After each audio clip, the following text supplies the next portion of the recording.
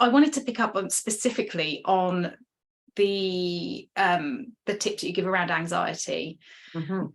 So we know that anxiety is high within teaching. So the 2022 Teacher Wellbeing Index showed that 44% of teachers across the UK, across primary and secondary, experience workplace related anxiety. And just to give that some context, I think the national average is 37%. So within the teaching profession, it is higher. So I just thought maybe if we could focus for a moment on kind of tips for tackling feelings of anxiety, that would be great. So I guess the question is, what specific tools can you suggest for teachers that are experiencing anxiety? I'm so glad you asked. Excellent. Let's dive in. I want to preface this toolkit with an awareness that anxiety is not just something that happens in our head, and it's not always a matter of I must reframe that thought or think better. Now, quite often, there's a whole host of other contributing factors, whether we've eaten recently, whether we're dehydrated, the quality of our sleep, how much caffeine we've had, how much booze we've had, whether our garments allow us to breathe spaciously or not, whether we've watched the news. So there are so many reasons why we are on high alert, and obviously given the 3 years that we've just had, honestly, it's going to take us an awful long time to come down from that vigilant state. Yes, right. So what we need are soothing practices. And some of my suggestions are going to fly in the face of what we have been told. Yeah. The two biggest ones are, just relax. Come on, just relax. Like, okay, I'm just going to lie down on the floor and relax. If anyone's done a Shavasana without doing some kind of gentle movement beforehand, you might notice that you lie there and go, oh my God, this is the least relaxed I've ever felt. Yeah, let's try it now. Okay, let's all just relax our shoulders. Don't do anything, just relax your shoulders. Okay, so we can let go of some, but there's still a holding, because there's so much that we literally muscle our way through our day. We bite down on our jaw, our shoulders are up around our ears, our tummy muscles are steel to sort of help us muscle through as we've been told we must. Yeah. Okay, so let's notice the difference. So check in with your shoulders now.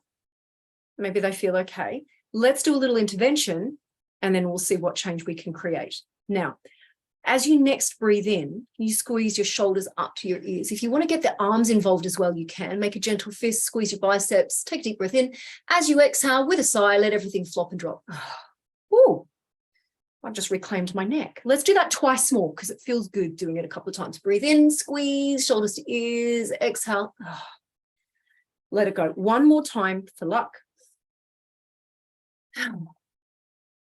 Notice how much easier it is to relax using that little bit of gentle exertion as the gateway to relaxation. Yeah, so quit trying to just relax in stillness.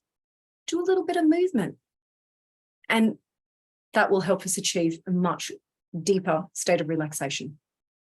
That's really interesting, Suzy, because having just done that with you, I've got a bit of a stiff neck at the moment.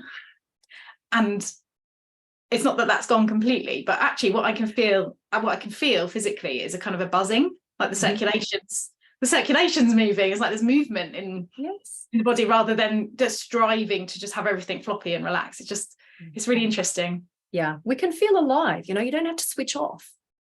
There can be a really lovely hum. That's good. Yeah. I love that observation. Okay, so we know that we don't have to just relax in stillness. Yes, there are mechanisms that we can use to get us there. Now, the second one is, okay, so when you're anxious, hey, take a couple of deep breaths. Oh my goodness. Often that amplifies anxiety, and certainly trying to breathe fuller in stillness can be really agitating. Now, we still want to work with the breath because it so profoundly affects the functioning of our nervous system, but don't do it on its own. Use movement, pair movement and breath. So the simplest example of that would be the good old silly chicken wing shoulder roll. Please teach your students this. So fingertips on shoulders. Now, as you breathe in, we'll lift the elbows up, and as you exhale, you take them back and down. It's always up, back and down, because what we want to do is use this arm movement to draw us into a tall upright posture, because how we hold ourselves has a tangible impact on our mood and our emotional state. Yeah. And it's a breathing practice. Yeah. This action of the arms, when you lift your elbows up, you can feel it. It lifts us up. It opens the space between the intercostal muscles.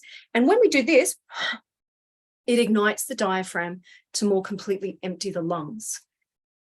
So we're not just using the movement as the mental anchor so that we're avoiding that agitation. The movement itself physically opens the body to receive a more complete breath, but also it has an impact on our posture. So it works on a variety of reasons. And I hope that that gives people clues as to why we're doing these things.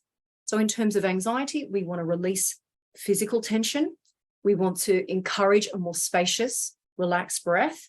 And we want to come back to the body. We want to stand tall, because research shows that a round spine, downcast gaze, it lowers our mood, lowers our energy levels.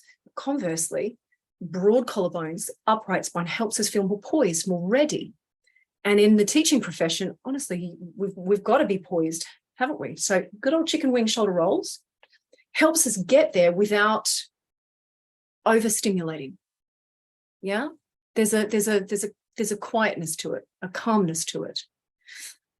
Okay, so we've used movement as the gateway to relaxation, and we've used the breath. Now, I'd say touch is another really important one. When we receive touch, or when we extend touch to ourselves, it releases oxytocin, which effectively is the feel-good hormone. It helps us feel safe. Okay, so whether it's something like holding your own hand, if you wrap one hand around the other thumb, and we imbue that with tenderness. You know, you're not just grabbing your whole. You are doing that with care. Yeah, gentleness, and it feels good. Just reminds us that we can be here for ourselves. We can make space for our feelings. And this feeling is real. I allow myself to feel as I do, but I know that it's a passing state, and I can be kind to myself in the midst of it until it passes. Yeah, so touch is important too. And now there's one more hack, and this is really useful. It's a bit of an oddball one. It is running the tongue around the top row of teeth. Now, you would do it 10 times one way and 10 times the other way. So let's just do it a few times each way. And then the other way. Okay, now I've only done that 3 times each way, but already what I'm hoping that people will experience is that we feel a little bit more juicy as a result. Yeah, it stimulates the production of saliva. That's how it works. Okay. Increased production of saliva is a cue to the nervous system that it's safe to relax. Right. Okay, so it is shifting us into rest and digest mode. So there's a dual feedback loop. When we feel relaxed, that's when we become more juicy, but also it works the other way around. If you trick the body into increasing that saliva production, the body triggers rest and digest. Yes, if that makes sense. Yes. Now, it makes sense, right? If you think about it, why would a baby suck their thumb? Why do people feel some kind of relief from chewing gum? It's that mechanism that explains it. So that can be a very, very powerful strategy in midst of panic. It can help dial down that stress response.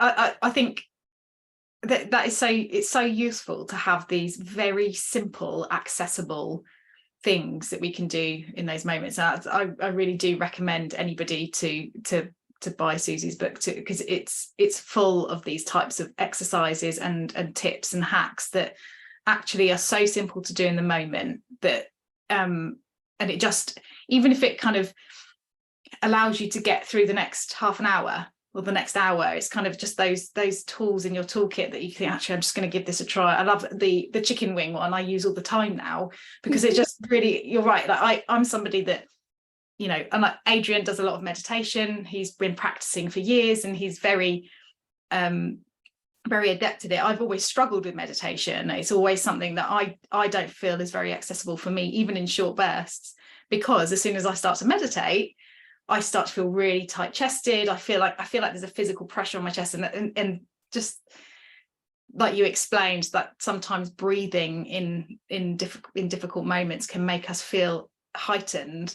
I start to feel that very quickly. But with the chicken wing one, because you're concentrating on moving your arms, it's not a which, Sam, that is still meditation. But it's still meditation, isn't it? Okay, so we have this idea of meditation as something that must be a formal seated practice, where a lot of people think it's clearing the mind, right? The mind is a thinking machine. It's designed to think. It's okay for it to think, just as your eyes are designed to see. Our meditation practices don't need to hinge upon trying to clear the mind. It can be anchoring the mind on something, and it certainly doesn't need to be stillness. In stillness, I have a daily meditation practice, but it's very, very infrequently seated in stillness.